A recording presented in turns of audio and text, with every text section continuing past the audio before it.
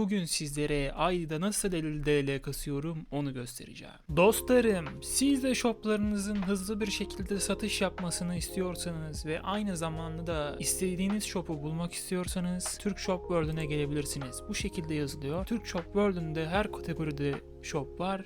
Ve bu shop'u yapmamın sebebi Türkiye'de Discord'un yasak olması. Discord yasak olduğu için bu World'ü Discord destekli bir sistemle yaptık. Daha fazla bilgi istiyorsanız sağ üstte çıkan i butonu olacak şurada. Ona tıklayarak bakabilirsiniz. Videoya devam edelim. Evet arkadaşlar, şimdi öncelikle Store kısmına giriyoruz ve burada Royal Grow Pass diyor. Arkadaşlar, bu videonun olayı aslında size Grow Pass ile nasıl 50 TL kasıyorum her ay onu anlatacağım. Grow Pass almak gerçekten de inanılmaz derecede nasıl diyeyim size, oyunda sizi ileri atıyor. Yani düşünsenize, her ay 50 TL kazıyorsunuz ve günlük 1,5 TL'den daha fazla kasıyorsunuz. Yani sıfırdan başlayan biri için, özellikle oyuna yeni başlayanlar için inanılmaz iyi bir şey. Şimdi şöyle basalım. Evet dostlar, basınca bizi böyle bir siteye atıyor fakat eğer bilgisayardaysanız buradan alamıyorsunuz. Maalesef ülkemizde PayPal yok. Ayrıca daha da uygun bir fiyat alabileceğimiz bir seçenek var. Burada 10 dolar diyor. 10 dolar inanılmaz fazla. Şimdi o yüzden buradan çıkalım. Şimdi dostlar, buradan koda shop yazıyoruz. Ve gördüğünüz gibi böyle bir site çıkıyor. Bu siteye tıklıyoruz. Gördüğünüz gibi böyle bir site bu. Bu şimdi Growtopia ile anlaşmalı bir site. Buraya giriyoruz ve oyunun adını yazıyoruz. Gördüğünüz gibi burada bütün pack'ler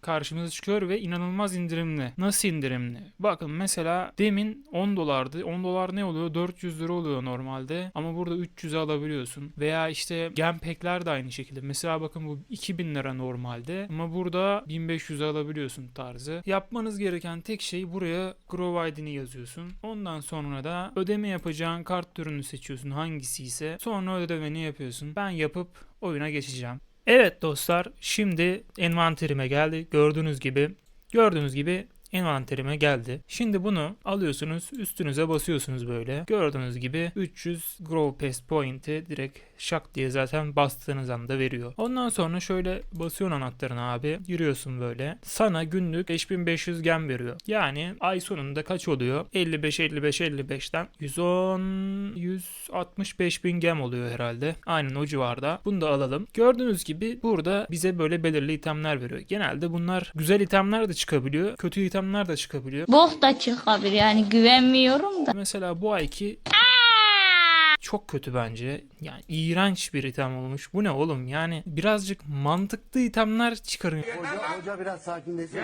Wing çıkarın, ne bileyim cape çıkarın. Ondan sonra ne bileyim weather makine çıkar, daha iyi yani. Bu ne oğlum? Bu iğrenç bir şey yani ya. Evet, bunları topladık. Şimdi bize en fazla kar getirecek şeyleri söylüyorum. Bu megafonlar abi. Megafonun şu an tanesi 650 TL. 650'den kaç tane alabiliyorsun? 1, 2 burası, 3 burası, 4 burası. Şimdi bu 4'te 4 oluyor ya. Burayı fullledikten sonra bir tane daha açılıyor. Tamam mı? Orayı da 7400 puan yapınca sanırım, yani 2500 puan daha kasınca yine bir tane daha veriyor. Yani 5 tane oluyor ve onu yapması da çok basit. Toplamda 5 tane megafon geliyor. Peki 5 tane megafon ne kadar? 650'den hesapladığında 32,5 TL yapar. Çok iyi yani. Nice. Şimdi geri kalan 17,5 TL nereden gelecek? Hani ayda 50 TL dedim ben. O nereden gelecek? Şimdi onu söyleyeyim size. Şimdi şunları saymıyorum bile. Bunları VL'den saymıyorum. Şu Blast onları saymıyorum bile. Şimdi şu voucher diye bir şey var, tamam mı? Grow voucher diyor. Tamam. Bununla her ay shop'a item geliyor. Burada zaten bende kaç tane var? Demin bir tane topladık. Bir tane var. Çünkü hepsini harcadım ben. Şimdi dostlar, bunları biriktiriyorsunuz, tamam mı? Bunları biriktirdiğiniz zaman voucher day geldiği zaman, işte bu voucher day, şu itemin günü geldiği zaman 10 taneye bazen 15 bazen 20 TL'lik itemler geliyor, tamam mı? Onları biriktirmeniz lazım. Mesela en son ne geldi abi? Bazen sadece bir günlüğüne geliyor. İşte mesela şu benim üzerimdeki set var ya, Golden Sequin set. İşte şu, bakın göstereyim. Şu Golden Sequin Jacket, Golden Sequin Fedora. İşte şu da onun şeyi, neydi onun ismi, pantolonu, bu da gözlüğü. Bu set ilk çıktığında 23 TL falan, tamam mı? Sonra bu Student Hero set. Bu Student Hero set mesela ne kadardı abi? Bu da 22 falandı yani. Yani çok mantıklı abi. Bunları almak gerçekten çok mantıklı. Şimdi şöyle bakalım. Ne oluyor totalde abi? Hatta 50'yi de geçiyor. Bak 32,5'la 22'yi topladığın zaman neredeyse 55 falan oluyor. Hatta bazen işte bu şu itemler bazen güzel çıkıyor abi. İşte demin mesela şu gelen boktan item var ya. Bu mesela bazen güzel çıkıyor. Tamam mı? Mesela bu bok gibi. Ama bazen Wing çıkıyor işte güzel şey. Mesela bu burunun şapkasını görüyorsunuz mu? Mesela o mesela sponsor bir itemdi. Şu an kaç TL? Soralım. Şapkan kaç TL? Senin heykelini yapsam. Gerçekten testislerine beton yer. Sağ olasın. Soralım şapkan kaç TL diye. Bak mesela bu şapka 14 TL olmuş. Yani öyle düşünün ki bu şapka ikinci gelen item var ya, sponsor item. Şunun gibi bir itemdi yani. Sponsordu sanırım. Soralım sponsor itemdi deme diye. Biliyor mu bilmiyor mu gerçi bilmiyorum. Evet bak mesela sponsor itemmiş o. Lan, yanlış da koyduk. Şeyi de bir denemiş olduk. Neydi? Ya bilmiyorum, ben bu itemi hiç sevmedim. Ne özelliği var? Punch damage, naturous wrath. Yani bence hiç yani hoş bir item değil yani. Ne bileyim, bir alınır bir yanı yok abi yani. Dostlar işte her ne kadar olursa olsun bunların fiyatı her türlü aylık 50 TL'ye getiriyor. Yani çok mantıklı. Ki mesela güzel bir item geldi, mesela burundaki şapka gibi güzel bir item geldi. O zaman çok daha karlı oluyor. Mesela 14 daha ekle 65-70 TL'lik neredeyse şey gelmiş oluyor, item gelmiş oluyor. Yani çok iyi. Ki bir de şöyle bir avantajı var. Mesela şu an ayın başı olduğu için herkese bir sürü megafon geliyor. O yüzden megafonun fiyatı mesela şu an 650 ya. Ayın sonuna doğru çoğu kişi bu Grow Pass şeyini fulllemiş oluyor. O yüzden de artık oyuna daha fazla megafon gelmiyor. O yüzden fiyatı artabilir. Mesela şu an 650 ise 7'ye çıkabilir. Şimdi peki bu Grow Pass'in puanları var. Bunu nasıl kazanacağız? Bu da çok kolay. Yani böyle inanılmaz uğraşmanıza gerek yok. Hani mesela burada surgery falan diyor ya, bunları bile yapmana gerek yok. Her gün sadece bir balık tutsan, bir geiger yapsan, lobster vursan bir tane bile neredeyse yetiyor. Öbürlerini de yapsan çok daha fazla puan kasarsın. Belki 5 değil 6 tane şey alırsın. Megafon alırsın. O zaman 6,5 TL daha fazla gelir. Anladın mı? Bir de bakın böyle Wrench style'lar geliyor. Mesela Healing Wrench style diyor. Ben bunu mesela çok beğendim. Benim setime de tam uyar mesela. Altın set ya bizimki. Şunu mesela şey yapayım. Kendi şeyimi giyeyim. Abi bu item harbiden iğrençmiş ya. Niye böyle bir item çıkarmışlar ki? Neyse. Hani 5 TL'dir, 2 TL'dir, 3 TL'dir. O da DL sonuçta, ama işte dediğim gibi bazen öyle bir item geliyor, Wing geliyor, ne bileyim kaliteli bir şey geliyor, 20 DL oluyor sadece Wing. O zaman mesela Grow Pass'ten sadece bir ayda 80 DL bile gelebilir yani, öyle düşünün. Yani en minimum 50 geliyor, onu söylüyorum. Şimdi rezalet quest word'umuza gidelim. Mesela questlerden bir tık yapalım beraber. Geiger'imizi alalım. Aldık. Bir tane şey yapalım. Cooking yapalım. Cook nasıl yapılıyordu abi? Yumurta, süt, bir de blueberry. Son olarak da flour'u alıyoruz. Ben yine anlatayım. Lova basıyorsun abi. Ondan sonra egg'i koyuyorsun. Burada uncooked egg yazınca süt basıyorsun. Uncooked egg dedi. Bastım sütü. Şimdi sütün uncooked olmasını bekleyeceğim. Uncooked milk dediği zaman blueberry'yi basacağım. Dedi, blueberry'yi bastım. Şimdi hepsi perfect veya well done olduğu zaman basacağım. Üstüne bir kere tıklayacağım ve bana günlük cook görevini yapmış olacağım yani. Perfect diyor. Gördüğünüz gibi 3'ü perfect olduğu zaman direkt basabilirsiniz. Daily bonus mac and cheese star diyor. Bakın 20 grow pass point diyor. Şimdi balığımızı tutalım. Nerede bizim olta? Fakir oltamızı alalım. Neyse şu zengin yemini kullanak. Bu tanesi 4 VL falan. Fakir oltası ve zengin yemi. Abi lag oldu diye 4 VL'lik yan bok yoluna gitti. İnşallah bu da gitmez ya. Tamamdır. Gördüğünüz gibi 20 Grow Pass Point de geldi. Şimdi sizin 4 VL'lik yem almanıza gerek yok tabi. 200 per 1 olan yemlerden de kullanabilirsiniz. Bakın bunu da yaptık. Fish yaptık. Cook yaptık. Bir de bakın bu Synthetic çok kolay, tamam mı? Bunu yapması çok kolay bebek oyuncağı. Bunu nasıl yapıyorsun? Onu göstereyim size. Şuradan neredeydi abi? Item Pack'te herhalde. Medkit Synthetic diyor. Yok bu değildi. Nerede? Chemistry Pack diyor bak. Bunu alıyorsun abi, tamam mı? 10.000 gem zaten çok ucuz, tamam mı? Veya shoplardan falan da alabilirsiniz. İçinden bakın böyle bir şeyler çıkıyor, tamam mı? Siz içinden sadece, benim envanterimdeydi, şunu alacaksınız. Solvent diyor bak. 90 liralık solvent. Bunu elinizde tutacaksınız, tamam mı? Sonra 5 tane chemistry şeyi var. Şunlar. Chemical'lar var. Bunlardan envanterinizde olacak. Bunlar da çok ucuz. 100 per VL falan hepsi. Yani 10-15 VL'de o tutuyor. Ondan sonra buraya diyor start diyorsun. Sonra really start diyorsun. Eline bunu alıyorsun. Basıyorsun böyle.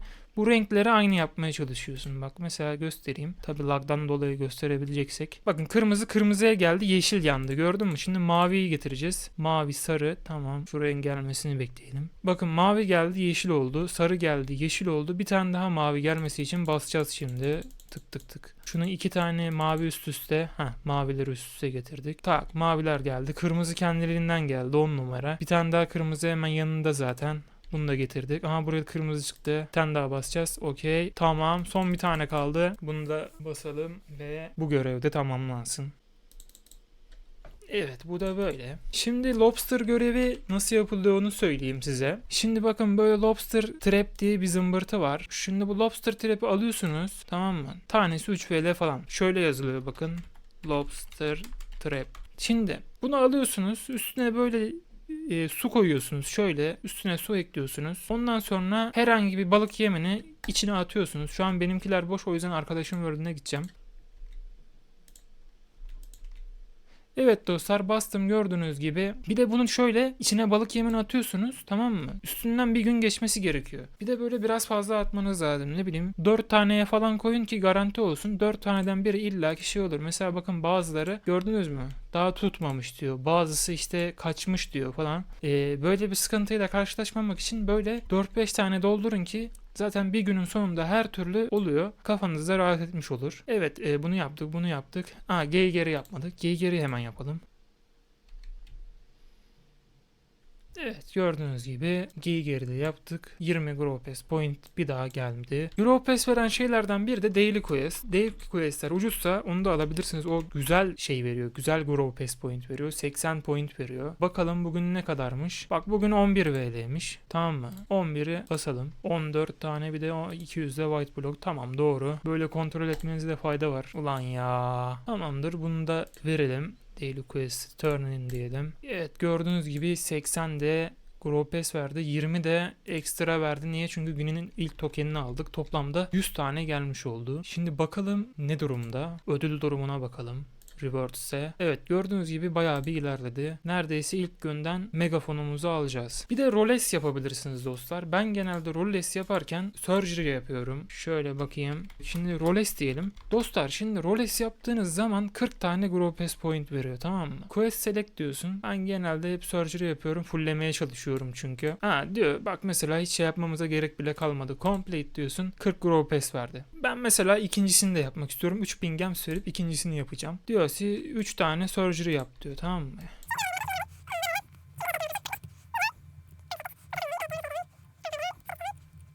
Defibrilatör.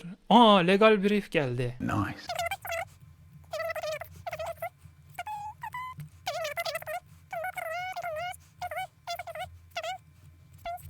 Fixit. Evet, ikinciyi de yaptım. Dostlar, ben üçüncüyü de yapacağım. 15.000 gem çok da büyük bir şey değil. Bu sefer de 4 tane yap diyor. Şöyle 4 tane daha yapalım.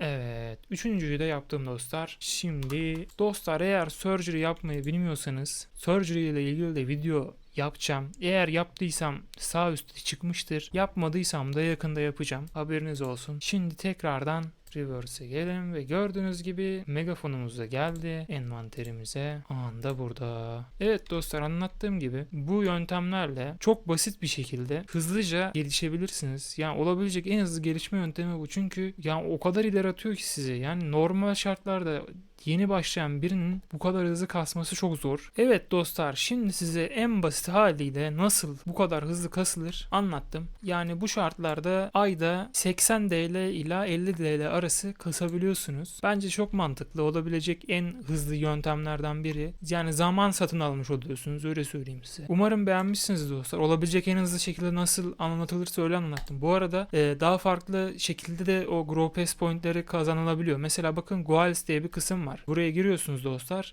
Burada mesela ben de bakın Avensomes %100. %100 olduğu için bana burada zor görevler geliyor, tamam mı? Şimdi bunun üçünü de aynı günde bitirirseniz size token veriyor. Grow token veriyor. Ayrıca bende şimdi 100 ya. Mesela diyelim size daha azsa işte 50 olur, 20 olur. Hatta daha önce hiç yapmadıysanız 0 olur. Bunlar çok daha kolay görevler geliyor bunların yerine. Bunları yapıyorsunuz. Bunlar yeşil oluyor. Üzerine tıklıyorsunuz. Üçüne de tıkladığınız zaman size 40'tan toplamda 120 tane point veriyor. 120 point de gerçekten çok iyi. Ayrıca bir de Weekly Soul Quest diye bir şey var dostlar. Bu da bu görevleri bitirdiğiniz zaman size tek seferde 600 Grow Pass point veriyor. Hayvan gibi bir şey yani bu. Bunu da yaptığınız zaman gerçekten çok hızlı bir şekilde yol kat ediyor. Bir de bunu ay başında almanız daha mantıklı. Çünkü ayın başındayken daha itemler yeni çıktığı için fiyatları en yüksek fiyatta oluyor. Mesela şu an ben bir gün geç aldım. Dün almış olsaydım dün daha pahalıya satabilirdim bunları. Şimdi bunları da satacağım büyük ihtimalle. Gerçi bu ayki itemler biraz çöp yani. 3-4 TL falandır her biri. Ama dediğim gibi daha iyi aylarda daha pahalı olanlar da gelebiliyor. Ona göre siz alacağınız zaman karar verirsiniz. Evet dostlar, video bu kadardı. Kendinize iyi bakın. Hoşça kalın. Görüşürüz. Bay bay.